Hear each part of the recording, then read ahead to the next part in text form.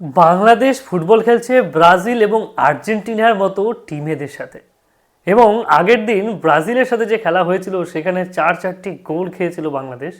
কিন্তু বাংলাদেশের যে ছেলেরা, ওই যে জুনিয়র ছেলেগুলো, 20 বছরের ছেলেগুলো যা খেলেছে, সত্যি মানে অনেক অনেক ভালো।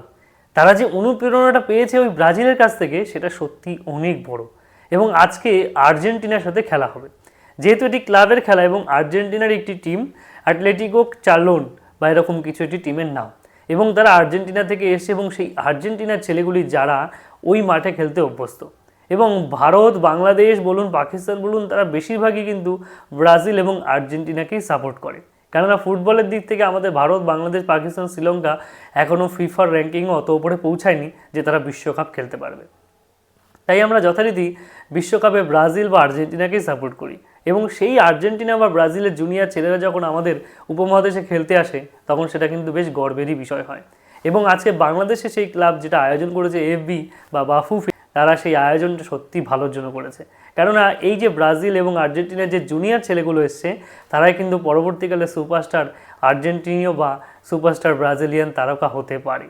আজকে হয়তো যাদেরকে আমরা চোখের সামনে দেখতে পাবো বা যাদের খেলা দেখতে পাচ্ছি। যাই হোক, আজকে আর্জেন্টিনার সাথে বাংলাদেশের যে খেলা হবে, সেই খেলাতে কিন্তু বাংলাদেশের ছেলেরা অলরেডি বলেছে যে আমরা চেষ্টা করবো আজকে আর্জেন্টিনার সাথে খেলাটাকে জেতার। কেননা ব্রাজিলের সাথে 4-4টি গোল খাওয়ার পরেও তারা কিন্তু মানসিকভাবে ভেঙে পড়েনি। কেন ভেঙে পড়েনি? তার একটি কারণ হলো যে না, তারা লড়াই করছে এবং শিখছে। এবং এখানে ভেঙে পড়ার মতো কিছুই নেই।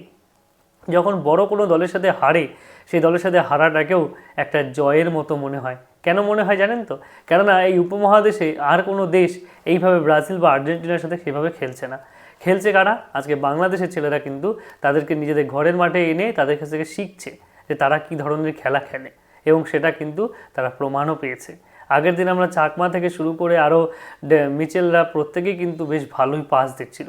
হয়তো চাকমার কাছে পাস ঠিকঠাক আসছিল না, যার জন্য সে গোল, যে বাংলাদেশে একেবারে গোলের দিকে বল নিতে পারেনি এমনটাও নয়, 2-3বার গোলের কাছে নিয়ে গেছে এবং গোল পোস্টের কাছেও পৌঁছেছে, কিন্তু গোলটা করতে পারেনি।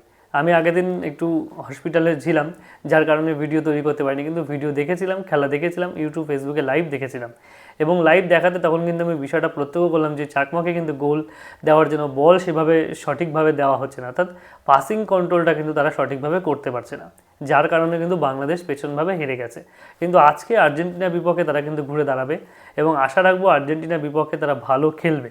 এবং এই খেলাটা যদি চালিয়ে যেতে পারে, তাহলে বাংলাদেশ পরবর্তীকালে আজকে না জিতছে ব্রাজিলের পক্ষে, কালকে না জিতবে পরশু জিতবে। অর্থাৎ একদিন না একদিন সত্যি বাংলাদেশ কিন্তু, বা বাংলাদেশের এই রাইজিং স্টাররা ওই অ্যাটলেটিকো আর্জেন্টিনার সাথে বা চার্লোনের সাথে বা ব্রাজিলের ওই ক্লাবের সাথে অবশ্যই ভালো পারফরমেন্স করবে। কেননা আজকে যারা এই দেশের হয়ে খেলছে, ঢাকা স্টেডিয়ামে খেলছে, তারা হয়তো একদিন আর্জেন্টিনার মাঠে গিয়ে, কোনো ক্লাবের মাঠে গিয়ে সুন্দর পারফরমেন্স করবে। কেননা তারা এই মানে চ্যালেঞ্জিং পজিশন বা চ্যালেঞ্জিং জায়গাতে, যে স্টেডিয়ামগুলোতে খেলা হচ্ছে বাংলাদেশে, সেই স্টেডিয়ামের বাইরে যখন যাবে তারা কিন্তু ভালো খেলবে, এটা কিন্তু আশা রাখি। যাই হোক, বাংলাদেশের ছেলেদের অনেক অনেক শুভকামনা, এবং যারা খেলা দেখতে আসছে না তাদেরকেও বলছি আপনারা খেলা দেখতে আসুন, কারণ আপনারা এত কাছ থেকে পরবর্তীকালে ব্রাজিলিয়ান এবং আর্জেন্টিনার সুপারস্টারদের দেখতে পাবেন, এবং বাংলাদেশেও পরবর্তীকালে এই ধরনের সুপারস্টার তৈরি হতে পারে। কারণ হামজা চৌধুরী যখন তৈরি হয়েছে, তখন কিউবা মিচেল বা বিতুষত চাকমারাও তৈরি হতে পারে। আপনাদের কি মনে হয়? কমেন্টে অবশ্যই আপনাদের মতামত জানাবেন। ধন্যবাদ।